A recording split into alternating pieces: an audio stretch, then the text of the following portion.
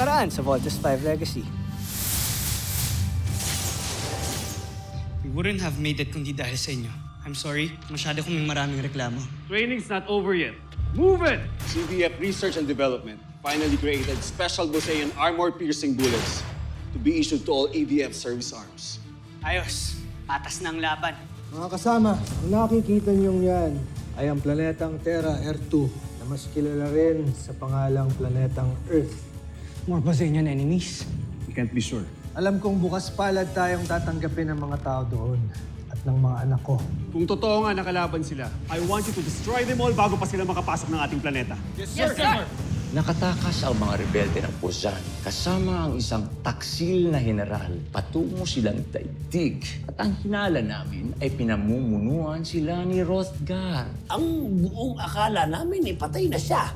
Ang gusto ko gayon, salubungin mo sila, dakpin kaagad si Hrothgar nang hindi nalalaman ni Zardos. Masusunod, mahal kong emperador. Mukhang may papalapit sa atin. Huwag niyong hayaang makaganti ang mga yan. Skyrocket!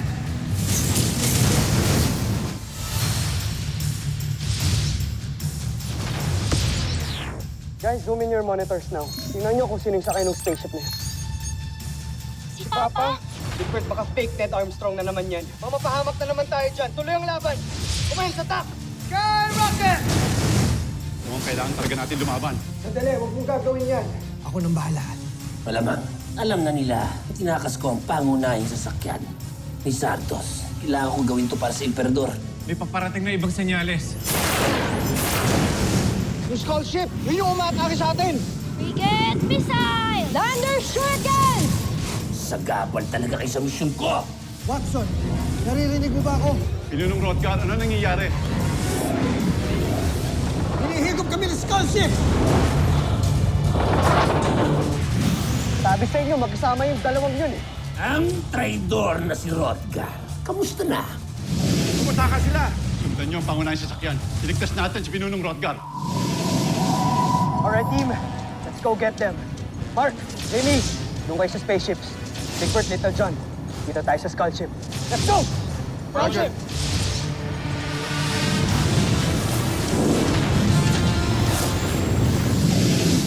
Jamie, open fire! Lander Shuriken! Bugsak ng ating kalasag! Utos niyo na ang hinihintay ko, General. Handa na kami matake. Hindi. Huwag tayo matake. Sundin natin ang Pinunong Hrothgar. Tumakas na tayo. Ngunit, General, Tumakas na tayo.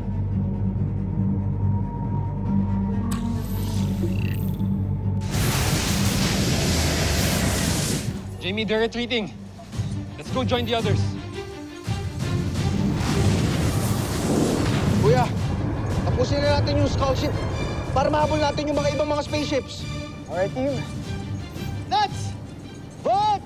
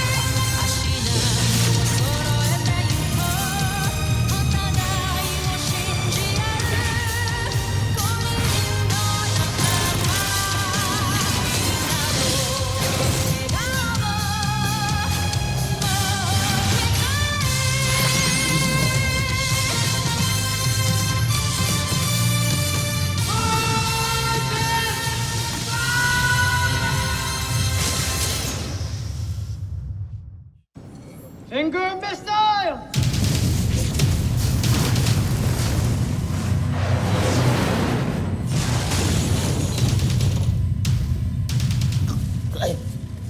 Chuwaita!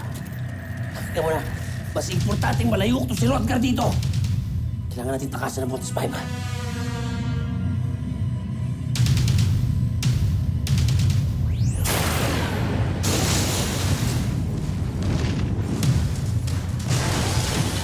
Voltes Bazooka! Activating targeting system.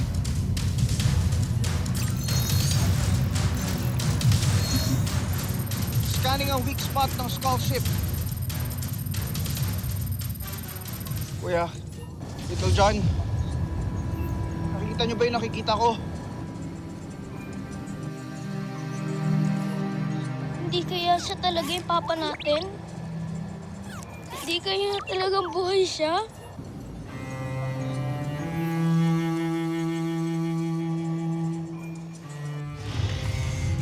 Papa! Just relax, little John. Steve, what are you waiting for? Open fire! Sandali. Eh, paano ko si Papa nga yan? Tignan mo nga, mukha ba siyang welcome dyan?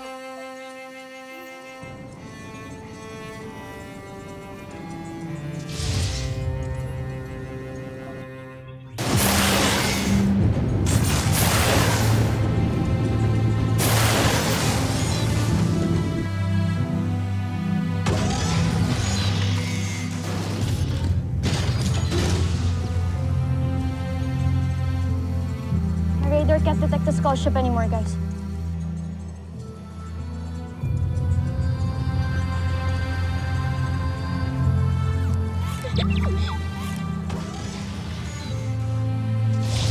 Papa!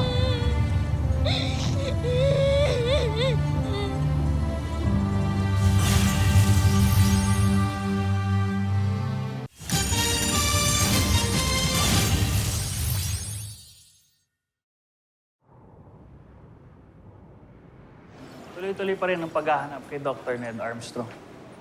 We have assigned military assets from the Earth Defense Force to search the land, air, and sea. Para mahanap na rin siya, pati na rin yung skull ship na tumangay sa kanya. Kung mahanap natin siya, sana lang siya nga yung totoong Dr. Armstrong. Or baka impostor na naman yung Ned Armstrong na yan. O baka siya talaga si Papa. Big Bird.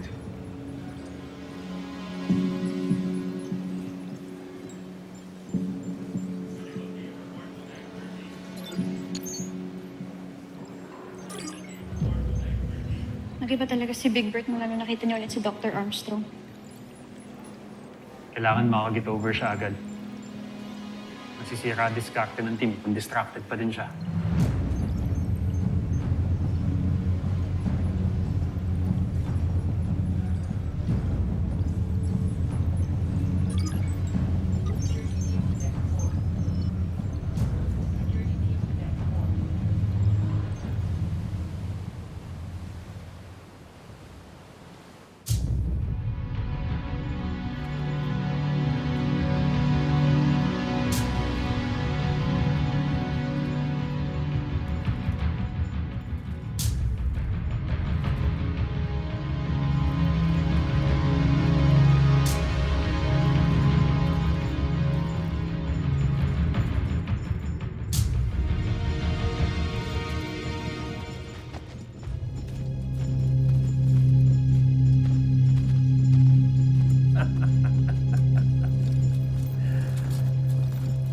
Ang swerte ko naman.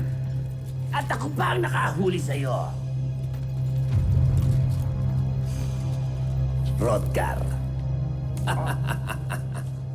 Siguradong gagantimpalaan nila ako dahil hawak ko na sa mga kamay ko ang tanyag na huwag na ministro na munti ka ng maging emperador.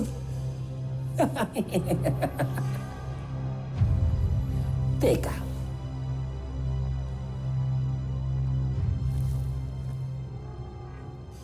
Kawangis mo si Dr. Ned Armstrong. Si Rodgar ba talaga ang kaharap ko? O si Dr. Ned Armstrong?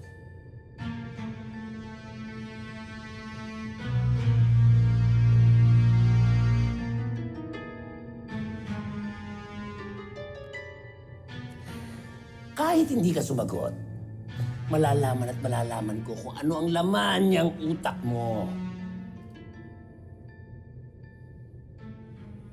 Hukayin ko ang lahat ng laman ng memorya mo gamit ang bagong aparatong nilikha ko. Simulan niyo na! Kapit niyo yan!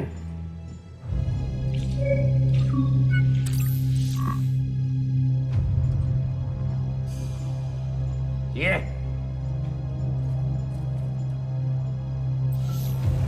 Simulan na!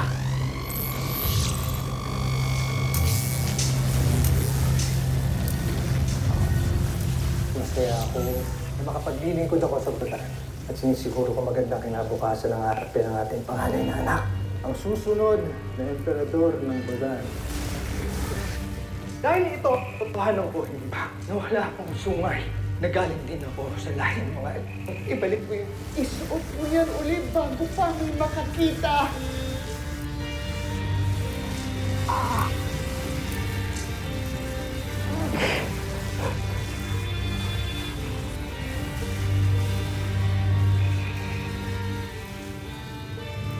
Malaki rin ang kasalanan dahil sa kanilang pakikipagsabuatan. Nagpa-apply ka kaming putakas para labanan ng bagong emperador. Kailangan natin makaplist gamit ang portalis para pabalik tayo sa kapital ng Busan.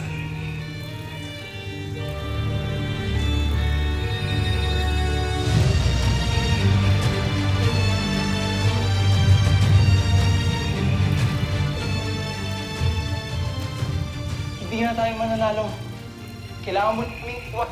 Hindi, Magus. Magkasama tayong tatakas. Ikaw ang pag-asa ng himag-tigang ito. Hindi ka pwedeng matay, kaya iwan mo na kami. Pinapangako ko. Babalik ako para palayain ang mga alipin. Ikaw nga ang traidor na si Rodgar. Ano pa kaya ang laman niyang memorya mo? Aalamin natin. Nakasampay na yung iya.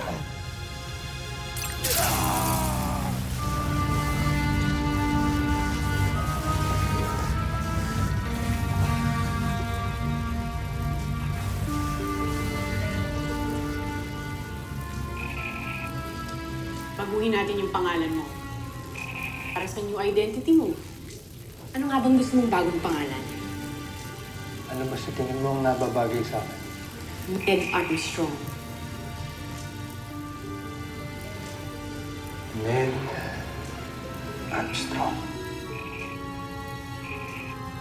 Ito ang aking magiging technical plans para sa ating ultra-electromagnetic bolt-in fighting machine.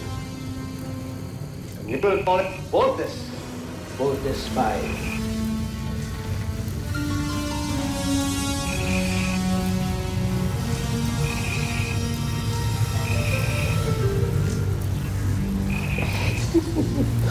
Ikaw! Ikaw ang asing Ned Armstrong.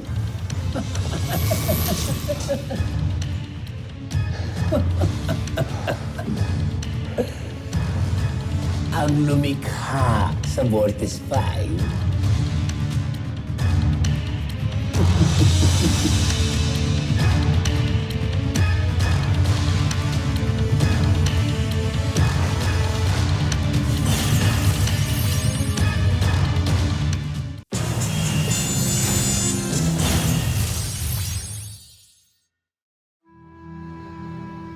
Ngayon, alam ko na ikaw ang susi at utak sa teknolohiyang ginagamit ng Vortex 5. Malalaman ko na rin ang mga sikreto nito. At makakalikha na rin ako ng Beast Fighter na talagang tatalo na kay Fortis 5. Hindi ako papayag. Lalabanan ko yung aparato mo nang wala na kayong makuha sa akin. Dahil kahit kailan, hindi ko tatrayturin ng Voltes 5 at ang planetang ito. Kung gagawin mo yan, maaari ka na naman mamatay. Nakasan pa ang enerhiya ng aparato? Kailangan nating malaman ang lahat ng laman ng utak nito. Kailangan ko malaman ang sikreto ni Voltes 5. Lakasan niyo ba ang enerhiya? Kaya mo, ha?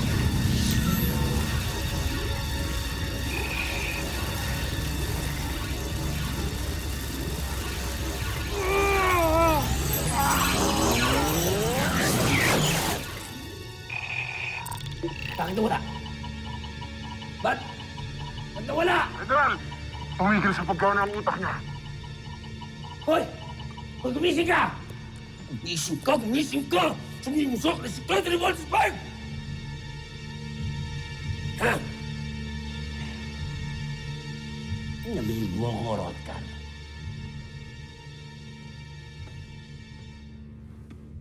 Mukhang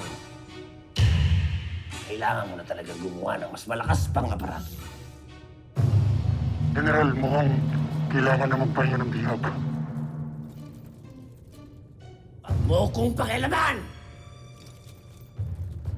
Siguro, kailangan nang magpahinga ng bihag. Huwag kang titingin-tingin. Ano ba hinihintay nyo? Dalhin nyo yan sa pitan.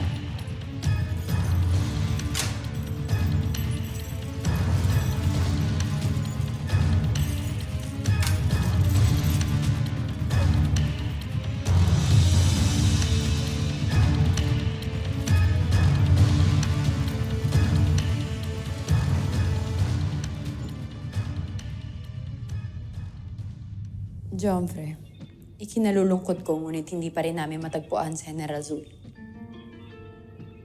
Ano kayang pinagplano ng Zul na yan? Bakit hanggang ngayon di pa rin siya pumabalik? Saan ba talaga siya nagpunta? Paumanhin, Jomfre, ngunit hindi ko rin alam.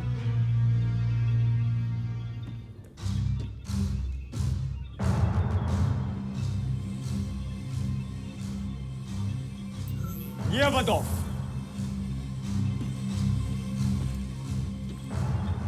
Makinig kayong lahat sa akin. Alam kong ginagawa ninyo ang lahat para magtagumpay tayo sa ating misyon na sakupin ang planetang ito.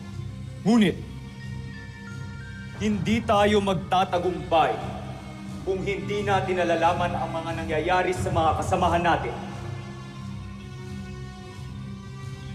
Nais kong gawin ninyo ang lahat para malaman natin kung nasaan ang kinaroroonan ni General Zul. Vascot!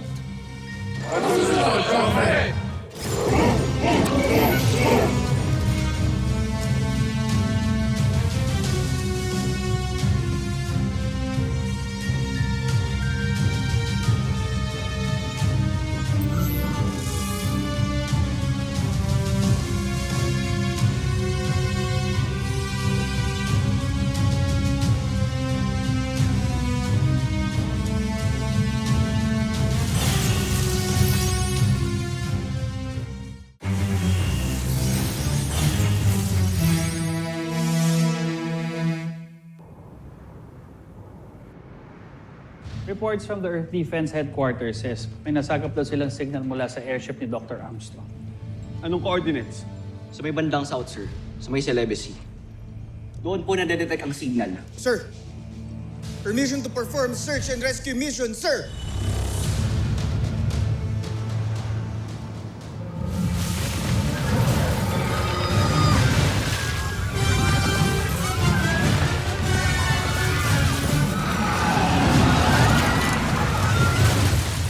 Beast Fighter detected! Red alert! Nandiyan na naman mga kalaban. Team, we have to go. Doc, Payagan niyo na po ako pumunta ng isla. Kahit ako lang mag-isa.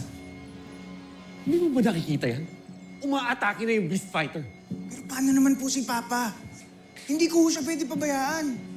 So paano yung mga taong mamamatay, Big Bert? Pababayaan mo sila, Big Bert? May sinumpaan tayo, di ba?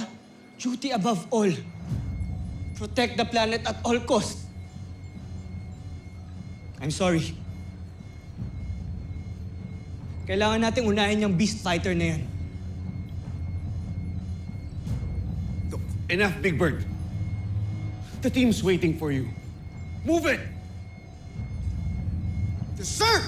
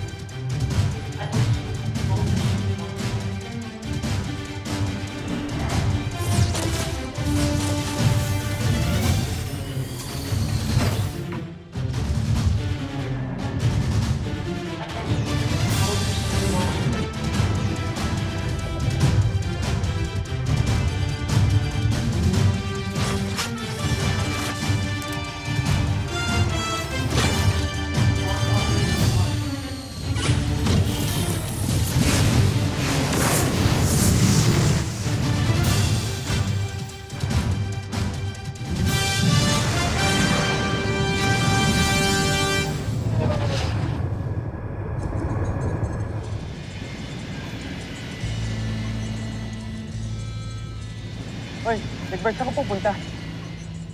I-rescue ko si Papa. Anong i-rescue? May mga kalaban tayong Beast Fighters, di ba? Kaya nyo na yan. Iiwan mo kami? Are you serious right now, Big Bird? Big Bird, bumalik ka dito. That's an order. Sorry, team, pero kailangan kong gawin to. Big Bird, ano ba? Bumalik ka dito! Baka selfish mo naman. Ako? Selfish? Kuya, kung si Papa talaga yon, willing ako i-risk yung buhay ko para sa kanya. Hindi ba ganun din naman yung ginawa ni Mama para sa atin, para maligtas tayong lahat? Kuya, pamilya tayo. Kaya gagawin ko lahat para maligtas ko siya. Big Bird, wait!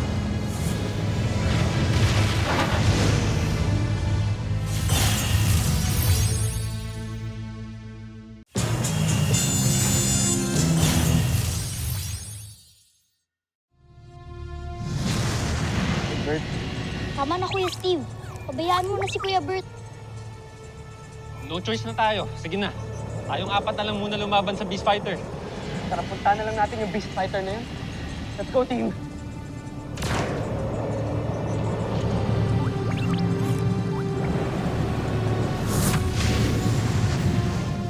Pero pasensya na, hindi ko napigilan yung kapatid ko. Chief, contact EDF. Request air support para kay Big Bird. Send as many as they can. Copy that, sir.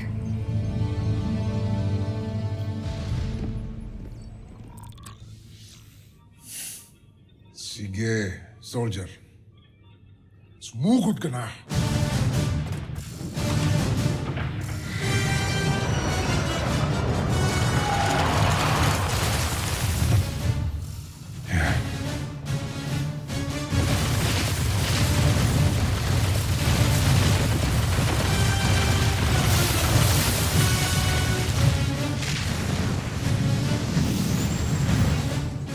Grabe yung damage na nagawa niyo sa city. Team, kailangan nating ilayo tong Beast Fighter na to. Inflict injury! Now! Roger.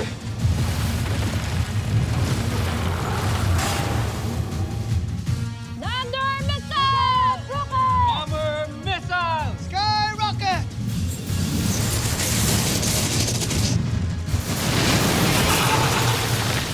Si Vortex 5. Pero aapat lang sila. Hindi sila maaaring mabuo. Soldier, pagkakataon mo na upang tapusin si Vortex 5. Damage na. Mahina lang pala tong kalaban natin eh. Yes! Sa akin na natin yan para masundan na natin si Kuya Bert. Wow, zero damage detected. Uh-oh.